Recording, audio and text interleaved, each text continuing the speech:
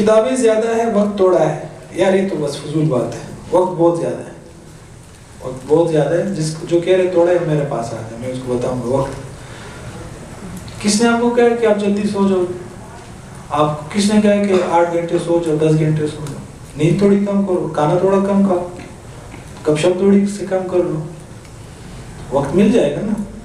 ہم تو چاہتے ہیں کہ گپ شپ بھی ہو 1 گھنٹہ، 12 گھنٹے نیند بھی ہو، اور کھانا بھی دبا کے کھائیں. یہاں تک، بلکہ یہاں تک یہ سب کرنے کے بعد بھی ہم کہتے ہیں کہ اور کتابیں بھی ہم پوری پڑھ لیں. اس طرح نہیں ہوگا، کچھ قربانی دینی پڑے گی. کچھ نیند کی قربانی، کچھ کھانے کی قربانی، کچھ اس طرح جب آپ کرو گے تب آپ کو مل جائے گا. یہ فضول پریشانی کی وجہ سے ہم بہت تنگ ہیں. جب انسان پریشان ہو تو اس پریشانی کو کیسے حل کریں؟ یہ تو پریشانی پتہ چلے گی پھر ہم اس کا حل بتائیں گے. پریشانی بہت ساری قسمیں ہوتی ہے اس کی. کیا پریشانی ہے؟ کسی کو شادی کا مسئلہ ہے تو اس کو شادی کا مسئلہ الگ، اس کا حل طریقہ الگ.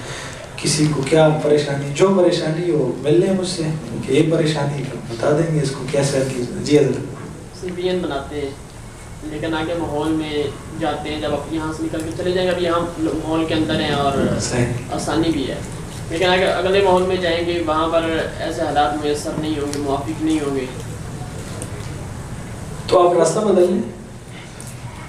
دیکھو آپ نے ویژن بنایا نا، یہاں سے نہ جائیں. آپ نے ویژن بنایا، آپ سوچ رہے ہیں کہ میں اس راستے سے پہنچوں گا نا اس طرح، صحیح. تو اگر یہ آپ کو یہاں مسائل ہے تو آپ اس راستے سے آپ آ جائیں، اس راستے سے آ جائیں. طریقہ کار بدل دیں، ویژن وہی رکھیں. اور بعض اوقات یہ ہوتا ہے کہ جو آپ کا ویژن ہے وہ معاشرے کے ساتھ فٹ نہیں ہو رہا ہوتا، تو اس کو چینج کر دیں. کوئی قرآن کی حروف تو نہیں کہ اس میں تبدیلی ہو سکتی. ویژن کو چینج کر دیں. ہاں ویژن کو چینج کر دیں، کوئی مسئلہ نہیں. محنت اب تک اس ویژن پہ کی ہوگی یا کہ نہیں. دیکھو اگر آپ نے محنت کی ہے تو وہ صلہ آپ کو ملے گا. یہ ہو ہی نہیں سکتا آپ محنت کرو، ویژن بھی بناؤ، سب کچھ کرو، صلہ نہیں ملے، یہ ہو ہی نہیں سکتا. جو بندہ جس چیز پہ محنت کرتا ہے وہ چیز اس کو مل جاتی ہے. پوری کائنات کوشش کرتی ہے وہ چیز آپ کو مل جائے. وہ اصل میں ہماری محنت میں کمی ہوتی ہے اور پھر ہم متاثر ہو جاتے ہیں دوسروں سے. متاثر نہ ہو، ایک چیز میں لگے رہو، کرتے رہو تو وہ چیز مل جائے گی. پھر بھی نہ ملے تو کوئی مسئلہ نہیں، دوسرا ویژن بنا لے، تیسرا بنا لے. اب دیکھو حالات تبدیل ہو رہے ہیں، آپ نے حالات کے مطابق ویژن بنانا ہے. ابھی ایک لڑکا میرے پاس آیا کہ میں کتب کا کاروبار کرنا چاہتا ہوں. تو کتب کا کاروبار چند سالوں بعد یہ جو کتابیں ہیں یہ ختم ہو جائے گی. آئی پیڈ آ چکا ہے، مدارس میں شاید کچھ لیٹ ہو جائے، یونیورسٹیوں اور کالجوں میں آئی پیڈ آ گئے، باہر میں تو بہت پہلے آ گئے. تو آج کتابیں بہت کم بکتی ہیں کیونکہ لوگ پڑھتے ہی نہیں ہیں، خاص کر کے ہمارے معاشرے میں.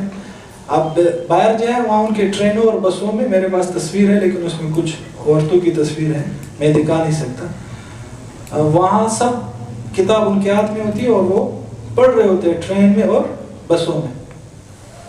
اور ہمارے یہاں کیا ہوتا ہے، گپ شپ بھی نہیں کرتے، ذکر بھی نہیں کرتے، بس سو جاتے ہیں. کب آئے گا فیصلہ آباد؟